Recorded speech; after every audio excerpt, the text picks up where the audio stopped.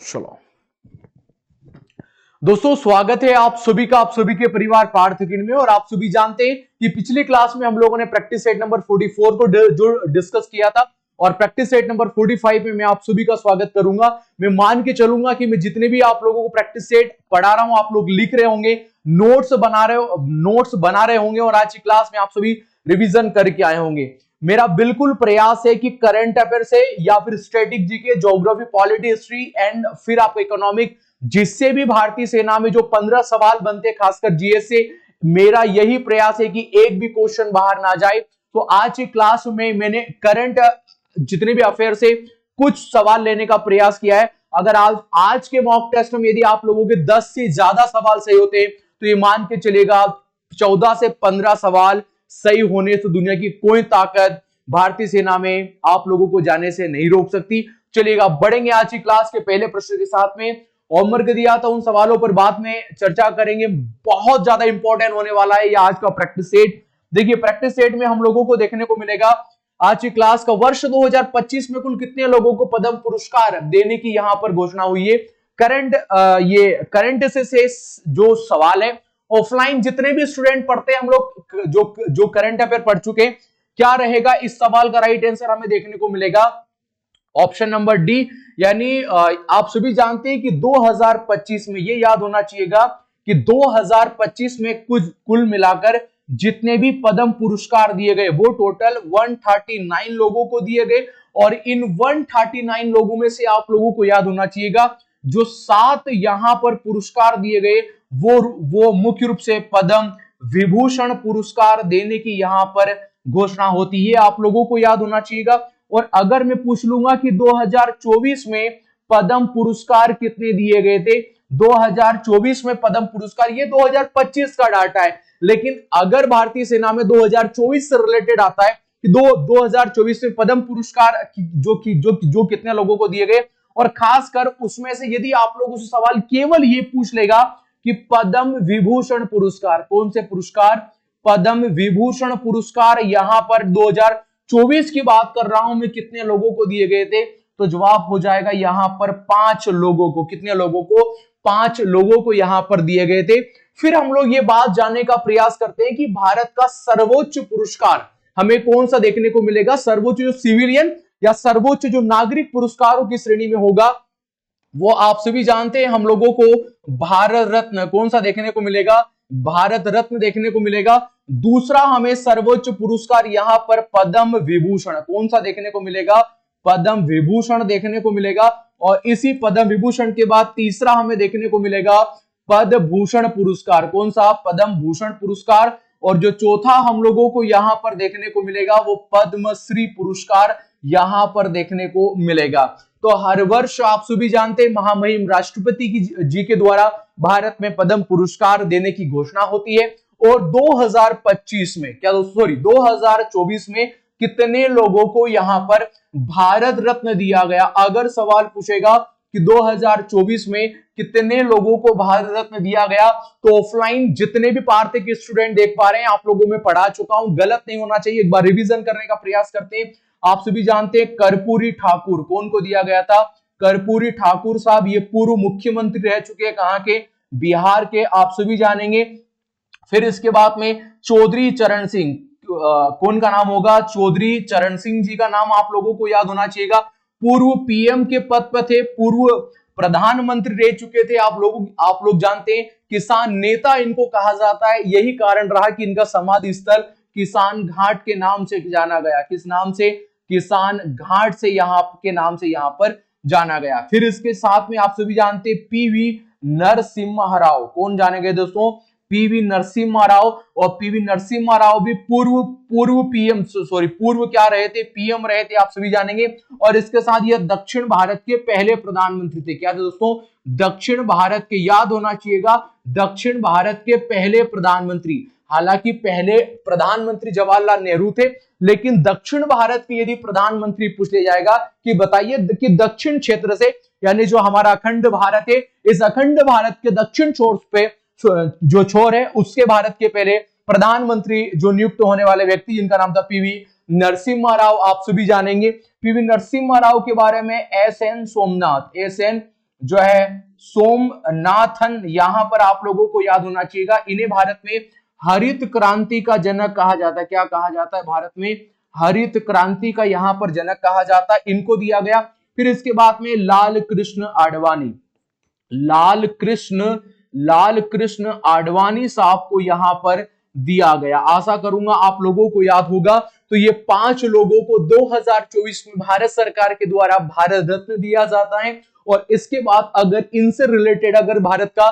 सर्वोच्च सिविलियन पुरस्कार अगर हम बात करेंगे, भारत रत्न, पद्म विभूषण, पद्म भूषण और पद्मश्री, ये सर्वोच्च पुरस्कार देखने को मिलेंगे। अपितु अगर भारत रत्न से सवाल पूछा तो निश्चित तौर पर आप लोगों का क्वेश्चन गलत नहीं जाएगा। मैंने फिर कहा है कि आर्मी में 50 सवाल आते हैं, किस प्रकार से 45 के ऊपर जाना है। मैंने कहा है कि पार्थ की जितनी ऑफलाइन बैच, अगर आप ऑफलाइन विद्यार्थी हैं और अगर ये प्रैक्टिस है, चाहे वो साइंस का हो चाहे जीके का, और आप डेली देख रहे हैं, तो निश्चित तौर पर है कि आप लोगों के 45 से कम तो नहीं, कम क्वेश्चन आप टिक नहीं लगाने वाले। वो भी मैं एक बिल्कुल एक्यूरेट सही सवाल की गारंटी ले रहा हूं आप लोगों से, ठीक है। तो ये आशा करूंगा आप लोगों को याद होगा। आइए दूसरे सवाल पर बढ़ने का प्रयास करते हैं। क्या है दूसरा सवाल? जनवरी 2025 में किन खिलाड़ियों को मेजर ध्यानचंद खेल रत्न अवार्ड दिया गया? अब 2025 में यहां पर जो है मेजर ध्यानचंद पुरस्कार देने की घोषणा होती है। आप सभी जानते हैं 29 अगस्त सुबह ही हम लोगों ने पढ़ा था। 29 अगस्त को हर वर्ष जो है खेल दिवस के उपलक्ष्य में आप सभी जानते हैं खेल रत्न पुरस्कार यहां पर दिए जाते हैं। मनु भाकर को हाँ यहां पर जो है मेजर ध्यानचंद पुरस्कार देने की बात कही गई है। हाँ मिला है। मनु भाकर किससे संबंधित है? तो मनु भाकर आप लोगों को याद होना चाहिए। मनु भाकर शूटिंग से किससे संबंधित है? शूटिंग से यहां पर संबंधित है। आप लोग यहां पर आप लोग याद करोगे, अभी जो यहां पर पेरिस ओलंपिक हुआ था, कौन सा ओलंपिक हुआ था? Paris Olympic. आप लोगों को याद होगा जो पेरिस ओलंपिक हुआ था, तो यहां पर जो है मनु भाकर ने 2 कांस्य मेडल यहां पर प्राप्त किए थे। मैं आशा करूंगा आप लोगों को याद होगा। इनकी उपलब्धि के कारण इन्हें भारत सरकार के द्वारा जो खेलों का सर्वोच्च पुरस्कार दिया जाता है, जिसका नाम है मेजर ध्यानचंद पुरस्कार, यहां पर यह पुरस्कार यहां पर देने की घोषणा होती है। फिर इसके बाद डी कुगेस, आप सभी जानते हैं यह सर जो है शतरंज से संबंधित है। और ये शतरंज से इन्होंने जो है हाल 2024 में यह विश्व विजेता बने हैं। यह शतरंज के विश्व विजेता यहां पर बने। और इन्होंने शतरंज के विश्व ये विजेता के साथ चाइना का एक व्यक्ति था जिसका नाम था डिंग लेरेन, नाम याद होना चाहिए। डिंग लेरेन को यहां पर हराया था। आशा करूंगा आप लोगों को याद होगा। हरमनप्रीत सिंह, आप सभी जानते हैं यह एक प्रकार के हॉकी प्लेयर है, कप्तान है भारतीय हॉकी टीम के। आप लोग ये प्रवीण कुमार आप लोगों को पता होगा, यह पैरा एथलीट से, क्या है? पैरा एथलीट से है। यहां पर आप लोगों को याद होगा ये पैरा एथलीट से। तो हम बोलेंगे उपरोक्त सभी इन सभी को 2025 में मेजर ध्यानचंद पुरस्कार देने की घोषणा होती है। अगर पूछेगा खेलों में सबसे बड़ा पुरस्कार भी यहां पर यही माना जाएगा। तो यहां पर क्लियर कर लीजिएगा, एक बात लिख लीजिएगा कि खेलों में सबसे बड़ा पुरस्कार है। मैं यहां पर लिखूंगा कि खेलों में जो है सबसे बड़ा पुरस्कार भी यह माना जाता है। मैंने सुबह पढ़ाया था 25 लाख रुपए की राशि इसमें डिक्लेयर कर दी जाती है। और इसके बाद 2021 से पहले इसका नाम जो है वह राजीव गांधी खेल रत्न पुरस्कार, क्या नाम था? राजीव गांधी खेल रत्न जो पुरस्कार था। नरेंद्र मोदी की सरकार आती है मेजर ध्यानचंद जी के सम्मान में, बाद में उनके द्वारा जो है राजीव गांधी खेल रत्न पुरस्कारों के बाद में उन्होंने जो है मेजर ध्यानचंद पुरस्कार यहां पर कर दिया गया। बात करेंगे हर वर्ष खेल रत्न जो है खेल पुरस्कार कब दिए जाते हैं, तो आप सभी जानेंगे 29 अगस्त को हर साल खेल रत्न पुरस्कार यहां पर दिए जाते हैं। तो मैं आशा करूंगा आप लोगों को याद होगा। ऑप्शन नंबर डी पर बढ़ूंगा, जो हमारे सवाल का बिल्कुल राइट आंसर यहां पर देखने को मिलेगा।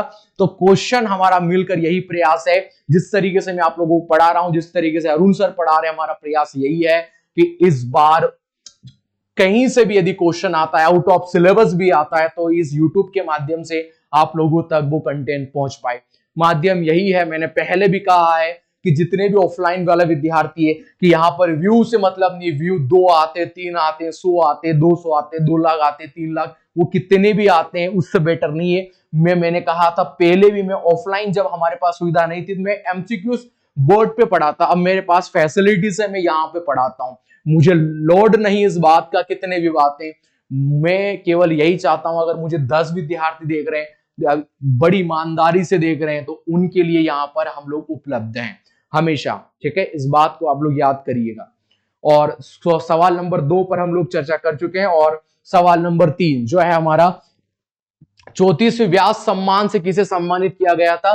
पहले सारे ऑफलाइन वाले विद्यार्थी ये देख लो, ये जो व्यास सम्मान है ये साहित्य के क्षेत्र में, कौन से क्षेत्र में, साहित्य के क्षेत्र में दिया जाता है। 1991 से इसकी घोषणा होती है। और ये जो 34वां है ये सूर्यवाला को दिया गया। किसको दिया गया है, यहां पर सूर्यवाला को। करंट अफेयर से मुझे लगता है अभी मैं आप लोगों को पढ़ाऊंगा, मुझे लगता है कि आ सकता है, तो मैंने क्वेश्चन देने का यहां पर प्रयास किया है, सवाल गलत नहीं होना चाहिए। आइए सवाल नंबर 4 पर चर्चा करते हैं। और सवाल नंबर 4 बेहद अच्छा है। देखो सवाल नंबर 4 है कि जो है ये 54वें Dada Saheb Phalke lifetime made achievement पुरस्कार किसको दिया गया।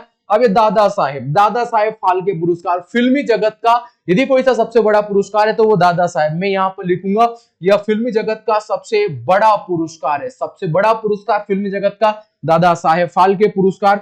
अब यहां पर जो है आप लोगों को याद होगा 54वां किसको दिया गया है, 54वां यहां पर दिया गया है मिथुन चक्रवर्ती को। इस बार किसको दिया गया है, 54वां मिथुन चक्रवर्ती को दिया गया है। वहीदा रहमान को दिया गया था 53वां, कौन सा दिया गया था, 53वां। आशा पारे को दिया गया था 52वां पुरस्कार। रजनीकांत को दिया गया था 51वां पुरस्कार। और जो 50वां पुरस्कार है वो दिया गया था सदी के महानायक कहे जाने वाले अमिताभ बच्चन जी को। तो आशा करूंगा आप लोगों को याद होगा, आशा से आशा पारे वगैरह जो याद कर सकते हो। देखो 54वां इनको दिया गया, 53वां वहीदा रहमान को, 52वां आशा पारे को और 53वां है रजनीकांत को। तो ये सीरियल से आपको याद नहीं कर सकता, कहने का मतलब है ये 54वां अभी हाल ही में आप लोगों को याद होना चाहिए क्योंकि मोस्ट इंपोर्टेंट तो 54वां ही पड़ेगा। तो ये आप लोगों को यहां पर याद होना चाहिएगा। आइए सवाल नंबर 5 की ओर बढ़ते हुए हम लोग क्लास को आगे बढ़ाते हैं। भौतिक के क्षेत्र में 2024 के नोबेल पुरस्कार किसे सम्मानित किया गया। यही अप्रोच रहेगा, यही पैटर्न रहेगा, इस पैटर्न से आर्मी वाला बाहर नहीं जाएगा। अगर जाएगा तो याद रखिएगा मैं इस भरी क्लास बोल रहा हूं कि पेपर इससे सिंपल आएगा, इससे टफ नहीं आ सकता। और अगर कंटेंट आया तो सीधा इसी क्लास से आएगा। और क्या बोले अगर आप लोगों को बताइए, और तो कुछ नहीं बोल सकते ना। अब इससे ज्यादा तो हम लोग नहीं बोल सकते। हमें ये नहीं बोल सकता हूं कि 100% गारंटी यहीं से कि हमारे कोई रिलेटिव तो पेपर बना नहीं रहे हैं यार, वो क्या बना रहे हैं उनका एक माइंड का अप्रोच होगा, क्या देना चाहिए। हो सकता है वैकेंसी कम या ज्यादा, लेकिन वैकेंसी तो इस बार फुल फाल है, वो लेने का प्रयास करेंगे। भौतिक के क्षेत्र में, तो भौतिक के क्षेत्र में जॉन हॉपफील्ड किसको दिया गया है 2024 का, जॉन हॉपफील्ड और जॉफ्री हीटन, मतलब ऑप्शन नंबर सी सही हो जाएगा। इन दोनों को यहां पर दिया गया है। अब आप देखो कैसे याद करोगे, जो है नोबेल पुरस्कार 6 क्षेत्रों में दिए जाते हैं, भौतिक का क्षेत्र पुरस्कार देखो यहां पर फील्ड है तो हम लोग बोलते हैं कि यार ये ग्रेविटेशन फील्ड है, तो न्यू और फील्ड और जो ग्रेविटेशन फोर्स है वो फिजिक्स का पार्ट है, भौतिक संबंधित है। और ये हीटन है तो इसको न्यूटन से याद करेंगे तो वैसे वहां पर रिलेट करके चीज याद हो जाएगी। आइए सवाल नंबर 6 पर चर्चा करेंगे। और सवाल नंबर 6 इस प्रकार से है, टी बाला सरस्वती का संबंध निम्नलिखित में से किस नृत्य से, तो ये भरतनाट्यम। किससे संबंधित दोस्तों, यहां पर ये भरतनाट्यम से संबंधित है। तो ऑप्शन नंबर डी पर जाऊंगा जो मेरे सवाल का बिल्कुल राइट आंसर यहां पर देखने को मिलेगा। कथक से मैं आप लोगों को सोनल मानसिंह, कौन सा हो जाएगा, सोनल मानसिंह, जो अगर आप लोग याद कर सकते हो तो बढ़िया है। इसके बाद में जो है बिरजू महाराज, कौन से महाराज, बिरजू महाराज का नाम हमेशा के लिए याद करिएगा। बिरजू महाराज के बाद में अच्छन महाराज, कौन सा महाराज, अच्छन महाराज, याद रखिएगा अच्छन महाराज और बिरजू महाराज, इनका नाम आप लोग याद करिएगा। और उड़ीसी से मैंने बताया है पहले भी केलू चरण महापात्र, ऑफलाइन मैंने पढ़ाया है केलू चरण महापात्र। और एक हो जाता है पंकज चरण, कौन सा हो जाता है, पंकज चरण महापात्र। तो ये आप लोगों को यहां पर याद होना चाहिएगा, ये उड़ीसी नृत्य संबंधित है। आप लोगों को टी वाला सरस्वती के बारे में यदि पूछा है तो वो भरतनाट्यम से संबंधित होगी। ठीक है, ये याद करिएगा। केलुचरण महापात्र को जनक कहा जाता है। ओडिसी नृत्य उड़ीसा में किया जाता है। इनके बेटे पंकज चरण महापात्र, सोनल मानसिंह, बिरजू महाराज, अच्युत महाराज कई प्रकार के ऑफलाइन में डिस्कस कर चुके हैं, लेकिन अगर कोई ऑनलाइन पढ़ रहा है तो भाई वो इस तरीके से याद कर सकता है। आइए सवाल नंबर 7 पर बढ़ेंगे और सवाल नंबर 7 है, गिद्धा नृत्य का संबंध मुख्य रूप से कहां पर? गिद्धा मुख्य रूप से पंजाब का है। कहां का है? पंजाब का है। आप लोगों को याद होना चाहिएगा। सीधा बात करेंगे सवाल नंबर 7 पर, ऑप्शन नंबर बी गिद्धा हम लोग नृत्य में पंजाब का हम लोग जो समझ चुके। पंजाब की गतका एक और पढ़ा था हम लोगों ने नृत्य, उस पर भी चर्चा किया था। तो गतका हो जाएगा या गिद्धा हो जाएगा, ये प्रमुख रूप से हमें पंजाब के देखने को मिलेंगे। और इसके बाद मैंने पंजाब के पर्व भी बताया था, जैसे गुरु पर्व बताया था, बैसाखी पर्व आप लोगों को जो मैंने पढ़ाया था। तो ये सारी चीजें मैंने आप लोगों को पढ़ाया था, आशा करूंगा आप लोगों को याद होगा। सवाल नंबर 8 पर चर्चा करेंगे और बहुत इंपॉर्टेंट क्वेश्चन है जो है, लक्ष्य से निम्नलिखित में से किस खेल से संबंधित है? क्या टेबल टेनिस संबंधित होगा? मुझे लगता नहीं है। बास्केटबॉल से, बैडमिंटन से या लॉन टेनिस से? तो बैडमिंटन से। आपको पता है भारत के स्टार खिलाड़ी रहे हैं, अब भी हैं, जो है बैडमिंटन से संबंधित लक्ष्य सेन का मोस्ट इंपॉर्टेंट क्वेश्चन है। याद रखिएगा, मेरी बात को लिख लीजिएगा जीडी वाले जितने हैं। आइए सवाल नंबर 9 पर चर्चा करते हैं और सवाल नंबर 9 इस प्रकार से है, 14 वर्ष से कम आयु वाले नाबालिग बच्चों खदानों और कारखानों में काम करने से रोकना एवं किस अनुच्छेद के अंतर्गत आता है? तो ये अनुच्छेद 24 के अंतर्गत आता है। ठीक है, कारखानों में इसे 14 साल के कम वाले बच्चे। अगर हम लोग आर्टिकल 21 पर चर्चा करेंगे तो आर्टिकल 21 बताता है प्राण एवं दैहिक स्वतंत्रता। प्राण एवं जो है दैहिक, जो स्वतंत्रता की बात करता है, स्वतंत्रता की बात करता है, वो यहां पर यही करता है। कौन सा है दोस्तों? वो बात यहां पर यही है। आर्टिकल 21 आप लोगों को समझना पड़ेगा। जैसे पर्यावरण की सुरक्षा, किस प्रकार की सुरक्षा? पर्यावरण की जो सुरक्षा है वो इसी आर्टिकल के संबंधित देखने को मिलेगी। हमें एकांत में बसने की आजादी, किसकी आजादी? एकांत में जो है बसने की आजादी यहीं से हम लोगों को देखने को मिलेगी। और इसके बाद आप लोगों को पर्यावरण की हो जाएगा, एकांत में जो बसने की, और इसी के अंदर हमें निजता का अधिकार, कौन सा? राइट टू प्राइवेसी, निजता का जो अधिकार है वो इसी के अंतर्गत हम लोगों को यहाँ पर देखने को मिलता है। ठीक है, और आर्टिकल 20 जो है मैंने पढ़ाया था, मैंने दोष सिद्ध के मामले में संरक्षण, दोष सिद्ध के मामले में जो संरक्षण देने का काम, मामले में जो संरक्षण देने की बात करता है वो बात यहां पर यही है। ये आर्टिकल 20 है और ये आर्टिकल 21 है और आर्टिकल 24 जो है हमारे सवाल का बिल्कुल राइट आंसर यहां पर है। ठीक है, मैं कॉन्स्टिट्यूशन आप लोगों को पढ़ा चुका हूं, आप अच्छे तरीके से इसको पढ़िएगा। आइए सवाल नंबर 10 पर चर्चा करेंगे और सवाल नंबर है, औद्योगिक क्रांति की शुरुआत किस देश में हुई है? तो आप सभी जानते हैं इंग्लैंड में। ये क्वेश्चन पीवाईक्यू का था। मैंने कहा था कि अगर देखो यहां पर एक्चुअली आर्मी में क्या दिक्कत है, न तो वर्ल्ड हिस्ट्री है सिलेबस में, न वर्ल्ड ज्योग्राफी है, फिर भी उठा के यहां रख देते हैं। पिछली बार भी दे दिया था तो मैं नहीं पढ़ा पाया था क्योंकि सिलेबस में नहीं था ना, एक दो क्वेश्चन बाहर गए थे। तो अब मुझे लगता है कि अगर इस प्रकार से क्वेश्चन है तो मैं एक अप्रोच के साथ में उनको आप सभी के सामने रख दूंगा। यहां से सबसे बर्फी जो है ये इंग्लैंड आप सभी जानते हैं पार्ट ऑफ ग्रेट ब्रिटेन है, वहां पर शुरुआत हुई थी। आइए सवाल नंबर 11 पर चर्चा करेंगे और मोस्ट इंपॉर्टेंट क्वेश्चन है ये, तो इसकी आप क्या ही बताएं। बताओ, भारत का पश्चिम से पूर्व की ओर तर विस्तार बताओ, 3214 है या 2933 से 2933 ही करेक्ट आंसर है, आप सभी जानते हैं।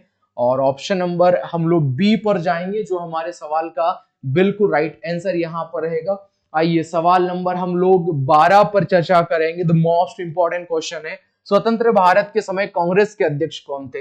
भारतीय राष्ट्र कांग्रेस के अध्यक्ष कौन थे यहाँ पर? तो जेपी कृपलानी। कौन थे दोस्तों? जेपी कृपलानी यहाँ पर बने थे। क्योंकि जब भारत 15 अगस्त के दिन, तारीख याद कर लीजिएगा, 15 अगस्त 1947 को जब आजाद हो गया था, उस समय पहले भारतीय कांग्रेस यही बने थे। पहले भारतीय जो है कांग्रेस जो अध्यक्ष बने थे वो यही बने थे, ये आप लोगों को याद होना चाहिएगा। फिर इसके बाद आप सभी से पहले माउंटबेटन फिर यहाँ पर बन चुका था। ठीक है, भारत के गवर्नर दादा भाई नारोजी जी, पुरुषोत्तम लाल जी टंडन, डॉक्टर राजेंद्र प्रसाद, इनको तो हम लोग चर्चा कर चुके हैं। डॉक्टर राजेंद्र प्रसाद जो जेपी कृपलानी यहाँ पर जो है झंडा समिति के अध्यक्ष भी रहे थे, अगर आप याद कर सकते हैं। झंडा समिति के जो अध्यक्ष भी यहाँ पर ये रह चुके हैं, अगर याद करते तो ठीक है, वरना ऑप्शन नंबर डी पर हम लोग टिक लगाकर हम लोग आगे बढ़ेंगे। ठीक है, चलो आइए सवाल नंबर 13 पर डिस्कस कर लेते। क्या है द मोस्ट इंपॉर्टेंट क्वेश्चन है, फिर से अवार्ड से 98वें ज्ञानपीठ पुरस्कार से किसे सम्मानित यहाँ पर किया गया है। तो गुलजार साहब को इनकी उर्दू कविताओं के लिए कीर्ति उर्दू कविता के लिए इनको यहाँ पर दिया गया था।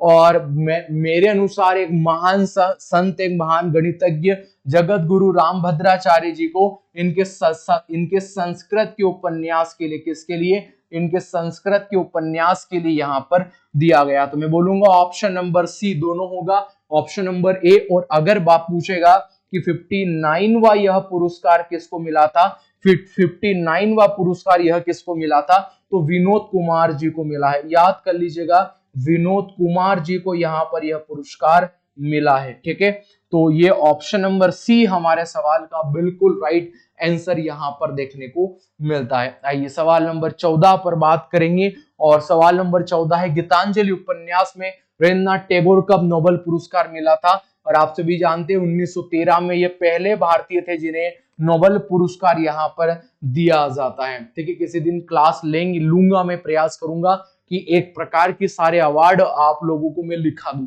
ठीक है, और अंत में जो है ये क्वेश्चन आप सभी के लिए, द व्हाइट टाइगर नामक उपन्यास के रचयिता कौन है, ये सुखवंत सिंह है, अनुभूति राय, चेतन भगत, अरविंद अडिंग।